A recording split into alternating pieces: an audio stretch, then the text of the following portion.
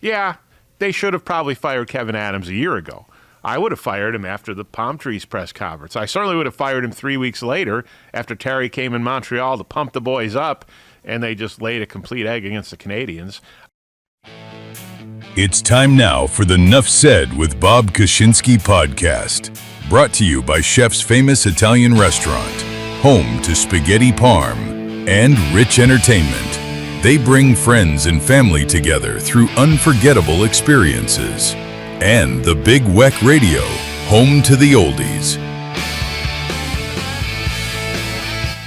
Bob's guest on this episode is Buffalo Sabres beat reporter Mike Harrington. Welcome back to Nuff Said with yours truly. We're here at the famous French Connection Room at Chef's Famous Italian Restaurant. I want to thank Lou Billatier and Mary Beth. They're hosting us every week. And Valentine's Day is coming up. Don't forget the missus. Take it from me. Don't forget the missus. And we also want to give a shout out to the Big Weck, Buddy Shula and Company, my favorite radio station, and our new sponsor, Rich Entertainment. So we're going to hear from Rich Entertainment in just a minute. But my guest today is the renowned scribe of hockey news in Western New York, Mike Harrington. Mike, we've got so much to talk about. And I want to start out because when we had you on, I think back the first time in August, you talked about if the Sabres go on, if they start out on a 3-game losing streak, Kevyn Adams is going to lose his job. Well, it didn't happen quite that way, but they did lose 3 games in a row on the road. They won 3 games in a row, and then Kevin, the team comes back and they can Kevyn Adams. Now, from that point on, they won what, like 15 of 18, 17? 10 in a row? 10 in a row. Yeah, 10 in a row. I mean, if I'm Kevyn Adams, I'm sitting home going, how did I get fired for this, right? So what happened? Well, Bob, I would love to know what's going on in Kevyn Adams' head right now because let's be honest here. They thought they were going to be good this year. In training camp, they said to themselves, this is going to be a good team. They really thought they could be a playoff team. What we're seeing now is what they thought they had. Right. But what happened was there was just a tremendous loss of faith in the front office, in the fan base. There was a loss of faith in it in the locker room from the players. They didn't think the front office had their back enough. And I think the game the night after Thanksgiving against the Devils was a real tipping point for Terry Pegula. They got beat 5-0. They had 42 shots on goal. But what happened? The fans were chanting again. But Terry was there. Terry heard, fire Kevyn, fire Kevyn. Terry heard, sell the team. And I think a lot of people in that Sabres front office said, this is becoming an issue that's untenable for the entire organization. I don't think they really wanted to fire Kevyn Adams. I think they felt they had to fire Kevyn Adams. And when you brought Jarmo Kekalainen in all of a sudden, now there's adults in the room. Rasmus Dahlin right away. Well, he's been a GM in the league for 11 years. He brings in Mark Bergevin, who won a Stanley Cup, was a GM of the year at Montreal. He brings in different people into this front office. You think of Josh Flynn coming from Columbus to help with the cap. You think of Stacey Roost coming from Tampa, where he was an assistant GM and won 2 cups. And all of a sudden, you have NHL experienced people in this front office, and the players say, wow, we're in the league now. We're real. We have people backing us up. And the players showed that faith, and then the players happened to get on a hot streak on the ice. All of a sudden, you win 10 in a row. It wasn't a fluke, and we've seen different parts of this team's game come together. The goaltending's been terrific. The penalty kill has been good all year. They have a deep lineup now up front. And Kevyn Adams sitting there saying, hey, you know what? I made that team. Exactly. I acquired all those players. Kekalainen, in fact, Bob, he couldn't acquire any players. You can't touch a winning combination. Now we're coming up to the trade deadline. He's got things to do. He just had to sit back and watch. It's the greatest one-year GM bump, as they like to say, in NHL history. So should they have fired Kevyn Adams? Yeah, they should have probably fired Kevyn Adams a year ago. I would have fired him after the Palm Trees press conference. I certainly would have fired him 3 weeks later after Terry came in Montreal to pump the boys up, and they just laid a complete egg against the Canadians. I certainly would have fired him after last season in April. But Terry has trust issues. Who was going to replace Kevyn Adams, who was his trusted servant? Well, once they got Jarmo Kekalainen in, Terry built a relationship with Jarmo Kekalainen, and it became the worst kept secret. Who brought him in? Kevyn Adams brought him in, under Pete Goelli and other people who correctly said, we need more experience in this front office. And Kevyn and Kekalainen had a relationship just from being opposing GMs. Kekalainen basically spent from May, June, when he was hired, all the way through the training camp, studying this club, studying the lineups, studying the depth, studying the prospects, the Amherst, the draft picks, the drafting. This team is drafted very well, and Kekalainen has made that point. So he became very familiar with things very quickly. He didn't intend to be the GM in waiting. He didn't want to do any interviews after he was hired. I think I might have been the only one to talk to him. I got him in September when I really said, I need to talk to this guy. And we went over that point. He was not there to be the GM in waiting. He was there to be a senior advisor to Kevyn. But the situation became so untenable, they had to make the move. And, we'll see how he does at the trade deadline. We'll see how he does in the offseason. But he now has a much more experienced front office with him, and I think that bodes well. I don't know. And this isn't just about hockey. It's about professional coaching in general. I mean, it's such an incestuous profession. If they fire the coach and they hire a new coach, he brings in his own people. Right. It's so different than the real business world where if they name a CEO, I mean, you've got HR, you've got legalities that prevent you from just cleaning house unless you have cause. In professional sports, we'll still pay you. We'll still pay the contract, but you're out. Right. So, but if you are a professional coach, it's a nomadic profession. You're used to moving around, and just ask Sean McDermott and his previous coaching staff. So the Sabres now. So they look. I mean, I stopped watching the games. I mean, at some point, I don't even know what year it was. My sister Susan, Sue, I'm giving you a shout out. Huge Sabre fan. Always keep the faith, Bob. Keep the faith. And of course, when I was, with the Empire Sports Network, we used to have to go to most of the home games. Sure. So I got a little, tired of watching the blue and gold. I hate to say, but those were better years than we had seen over the last whatever. But now I'm watching the games. I had to change my cable subscription so I could get a certain channel to watch the games. And I was enjoying watching the games. And I was really impressed when I saw them against Tampa Bay. I mean, they should have won that game, and it kills me because, and I don't like, people criticize Chris Collingsworth or they criticize Romo for the football game. Bills fans, they can never have it their way, right? No matter what the guy says, they take it as a backhanded compliment. So I don't pay much to that. But, I thought the ESPN announcers, they were building up Tampa so much. Now, I know you don't see the broadcast, but. I did see that one in particular. Okay, so. Yeah. It was like Tampa. And then, the Sabres are coming.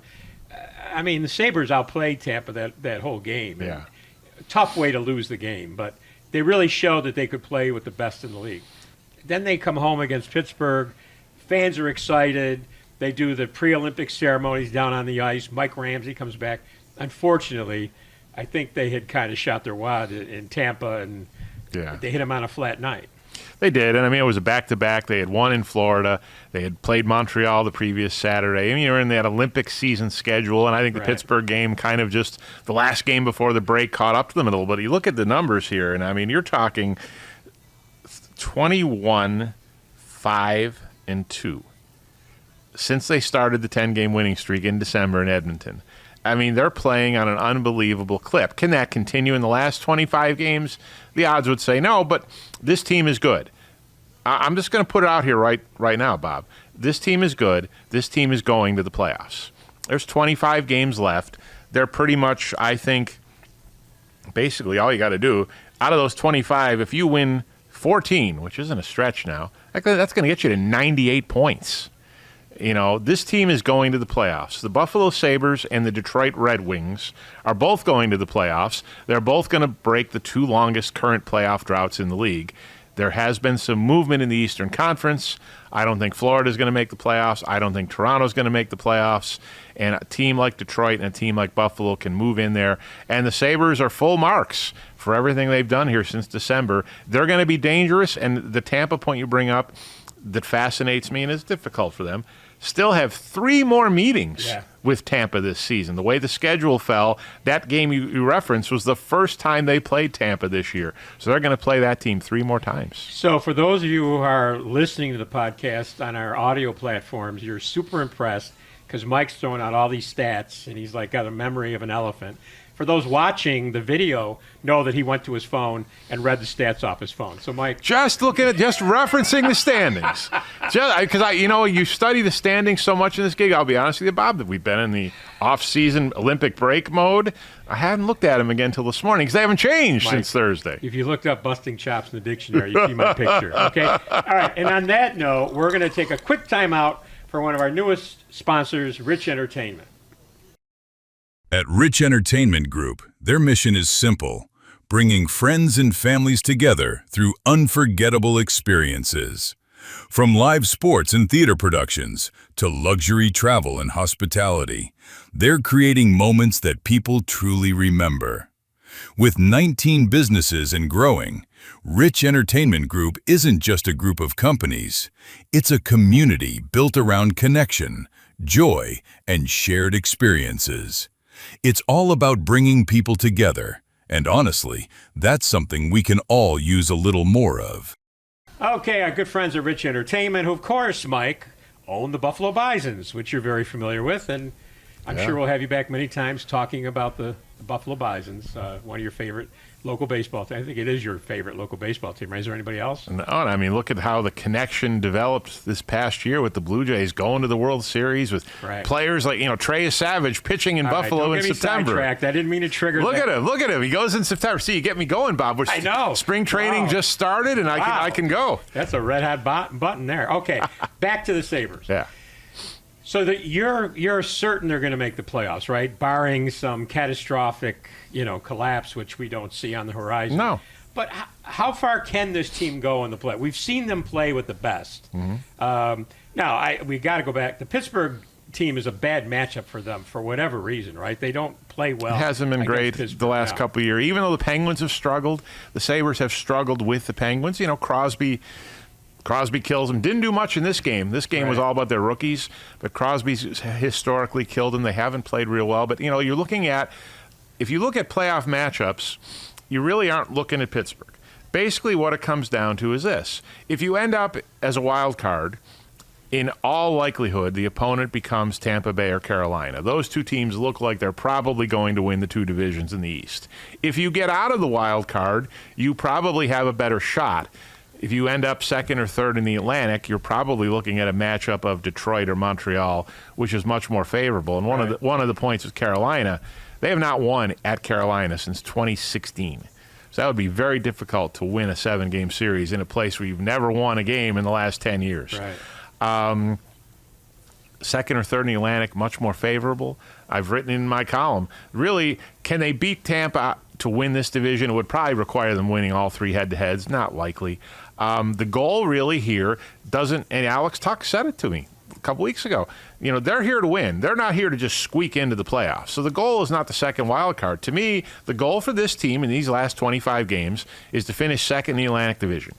And that would give you home ice advantage in the first round of the playoffs and a much more favorable matchup against Detroit, against Montreal probably. I don't think Boston's going to squeeze into that top 3. That should be the goal. And that is not squeezing into the playoffs now. That is aiming high. And this team should aim high the way they've played since December. Which team in the Eastern Conference really worries you in a first-round series? Obviously, they'd be an underdog against Tampa, Carolina. But if you get out of that mix, which team intimidates you? I'd say nobody. You mentioned Tuck. Are they going to be able to sign Tuck? Well, we're going to see. I think there's going to be 2 scenarios here. One is they sign him. 2, Alex Tuck becomes their own rental. They don't get a deal. They can't get a deal. But you cannot possibly, under any circumstance, trade Alex Tuck at the deadline for picks and prospects. That day's over. Picks and prospects are over. And, basically Jarmo Kekalainen in his history of doing this. Think of Artemi Panarin, Sergei Bobrovsky. They went off from Columbus into free agency. It's really a hockey thing, and I've written this. When did it become a crime to let your guys go into free agency? Maybe you're trying to win. It happens all the time in baseball, and nobody freaks out. Oh, you got to trade him. You got all the national insiders. You got to trade him so you don't lose him for nothing. Why? The Toronto Blue Jays kept Bo Bichette. He hit a 3-run homer in Game 7 of the World Series. He walked into free agency and went to the New York Mets. It happens. Yeah. But I think we're still living in the post-Drury-Briere situation of 20 years ago where the Sabres let him go for nothing.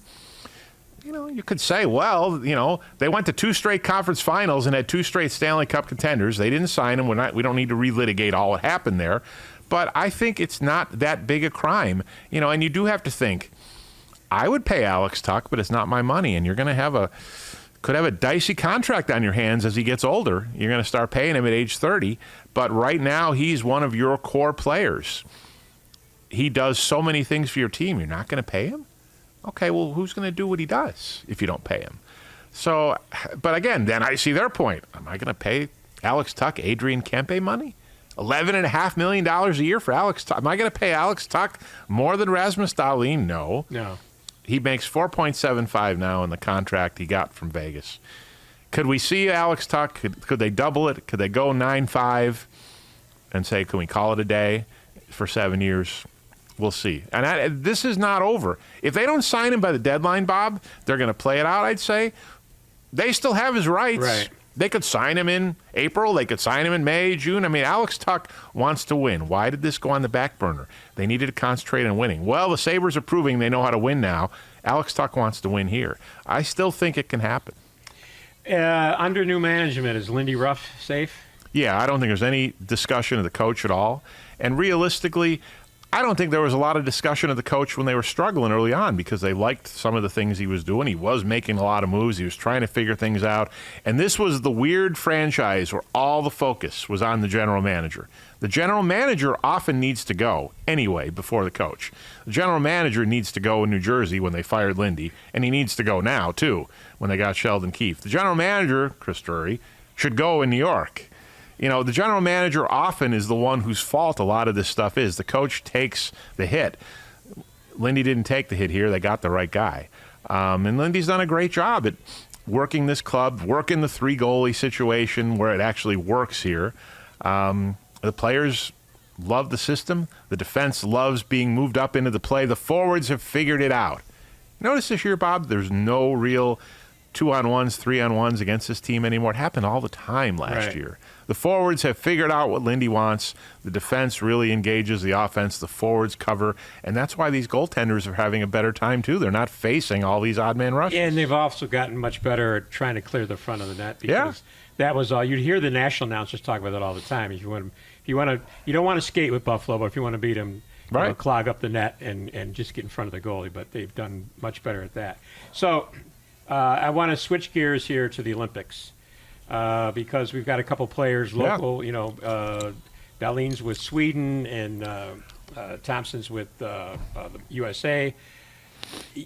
I heard this today, and I guess I didn't really, I've mixed up some of the other international play, but the USA hasn't won a gold since 1980. That's correct. Olympics. So what was Ryan the goaltender when they lost in the finals against Canada? In 2010 in Vancouver, Ryan Miller gave up the goal to Sidney Crosby in overtime. That was a heartbreaker. Okay, so the Olympics, 2026 Olympics, Team USA. I mean, what's your read on this team? I don't like Team USA. I don't like the roster choices. I've been very vocal about this. They left home several top goal scorers. They left home Cole Caulfield of Montreal, Jason Robertson. Could have had a great role player in Alex Tuch. And Bill Guerin, the GM of Minnesota, the GM of Team USA, made a lot of curious choices, a lot of silly choices in my mind. J.T. Miller and Vincent Trocheck of the New York Rangers. I mean, I know Mike Sullivan's the coach. Can we get away from USA hockey's sick puppy dependence on the New York Rangers? Anybody see where the Rangers are in the standings? J.T. Miller, are you kidding me? What is that guy doing anywhere near this Olympic team? I don't like the construction of this club. If they struggle to score in this tournament, the criticism is going to be through the roof. Now, I like USA compared to Canada in terms of goaltending. I think that's an Achilles heel for Canada, potentially. But star power, Canada's got way more star power than Team USA. And I think there's a little too much U.S.-Canada overemphasis in this tournament. I realize it's because of the media in North America, but we're way underselling here Sweden. We might be way underselling Czechia in this tournament too. This isn't USA-Canada like it is in the women's draw. But I think Team USA, the interesting thing to me, obviously watching Tage Thompson, we saw it at the World Championships, how he is going to accept a different role. He's going to get power play time, it seems like. But Tage Thompson is probably a bottom 6 player on Team USA on the wing. So how does he fill that role in this tournament? Obviously, things went very well for him in the World Championships, but that's what you do to me. You get your best players, and they fill roles. Stop picking role players. That's why we haven't seen a gold medal since 1980, because what happened in 1980? The college kids had a bunch of role players, and we've tried to replicate that model while Canada and these other countries are picking their best players. Right. Did Canada say no to Macklin Celebrini? Oh, he's 19. We need a better role player than that. No, they're putting Macklin Celebrini on the top line. They're picking their best players. We're leaving home Robertson, Caulfield, Alex DeBrincat, Alex Tuck. What are we doing? What is USA Hockey doing in picking these Olympic rosters is a real legitimate question. All right, Mike. We only have a few minutes, so I want to bring something up because you're one of the few guys I could talk to about this. There is a podcast out there right now, and I don't actually remember the name of it, but Hull's on it, and they had May and they had Barnaby on it, and Matthew Barnaby is one of the angriest former Sabres I've ever seen. Actually said on the podcast that when Dallas scored the no-goal, Hull score, that he and May were in one of the suites high-fiving because they were so glad that Buffalo lost. May tried to downplay that. But Matthew Barnaby brought up something that we have long forgotten and don't even talk about Dominik Hasek quitting on the team in the playoffs, Ted Nolan's last year. And Hasek is a Hall of Famer. He's revered. He's won 2 Stanley Cups elsewhere. But that kind of got swept under the rug. And we remember the late, great Jim Kelly. Right. He wasn't sweeping anything under the rug. No. But that has the organization really moved right past that, didn't they? And I'm sure it's because John Muckler, he associated that with Ted Nolan and kind of justified what Hasek did. Right. But it's just one of those things that if you're old enough to remember, it's amazing that was a wart on the organization that let's just not talk about it. Well, and I think the one thing about it is after that, you think of where Hasek stood in the organization in 1997 and where Hasek stood in the organization then in 1999 when they went to the Stanley Cup final on his shoulders. He was the franchise. He really was. And they almost got there again in 2001. The Penguins really struggled to beat them in Game 7 in his final series. And I think if you take the entire body of work of Dominik Hasek, I mean, if you pick the greatest Sabres of all time, it's either Gilbert Perreault or Dominik Hasek. Yeah. There's no question about it. Now, are there some warts on the resume of Hasek? That 96-97 period is a big dark spot, but it's just kind of an episode. Excuse me. It's an episode in history with a lot of backstory, with a lot of innuendo going on. The players had to support him at that famous press conference. They didn't want to be there. Were you a Muckler guy? Were you a Nolan guy? Were you a Hasek guy? It's really a sordid tale in franchise history. It's fascinating to look back on.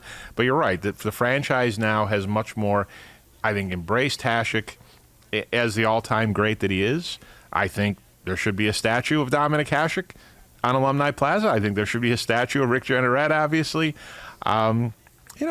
Great players in all sorts of different franchises have moments in time they might regret, that the franchise might regret. That's certainly one for Dominik Hasek, but there was a lot of redemption after that point as well. Well, I guess my point is it's not like he had an off-the-ice incident, which happens to everybody, not just pro athletes. This was all hockey-related. Yeah, he quit on the team. He quit on the team. He quit on the coach, I guess. He quit on the coach. He quit on the coach. The injury, obviously we know the injury was dubious at the time.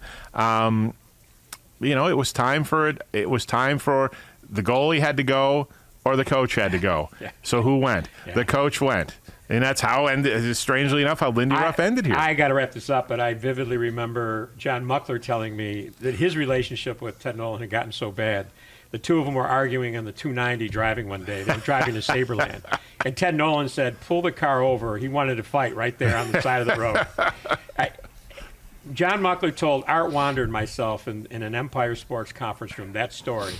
And I sat there thinking, could you imagine driving down the 290 and you see Muckler and Nolan duking it out on the center? I'm going to tell you something. Fighting on skates is one thing. Yeah. Fighting on the gravel on the side of the road is a totally different type of brawl. So. And remember, Bob, in the 90s, this all took place. Imagine that today in the social media era. How in the world the stuff would have gotten out instantly. Yeah, well, and look, I talked to some of the Bills Super Bowl team members. Oh.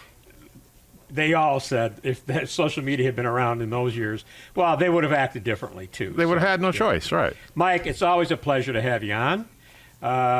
You've already whet my appetite for talking about the Bisons, but you got plenty of hockey ahead before this. We're going to definitely have you back, and hopefully it's a talk about the Sabres' playoff hopes and what that all means. So thanks for coming down to Chef's Famous Italian Restaurant. All right, Bob, I appreciate it. Yeah, playoffs. How about that? We actually get to talk about it. Playoffs. And before I say goodbye, let's have another word from the famous Rich Entertainment Group, proud sponsor of the Nuff Said with Bob Koshinski podcast. At Rich Entertainment Group, their mission is simple: bringing friends and families together through unforgettable experiences. From live sports and theater productions to luxury travel and hospitality, they're creating moments that people truly remember. With 19 businesses and growing, Rich Entertainment Group isn't just a group of companies. It's a community built around connection, joy, and shared experiences. It's all about bringing people together, and honestly, that's something we can all use a little more of. And we want to thank all our friends out there at Rich Entertainment. We want to thank Chef's Famous Italian Restaurant. Bring your lovely significant other to Chef's for Valentine's Day. Fall in love over a plate of melted cheese. I mean, what's better with love than melted cheese? I have no idea where I'm going with that, but I love spaghetti parm. And, of course, the Big Weck, Buddy Schuling Company out there on the Big Weck Radio, my favorite radio station. We'll be back next week. Our guest will be Tyler Dunn. We'll be talking football. That should be a good one. Until then, have yourselves a great night and a much better tomorrow.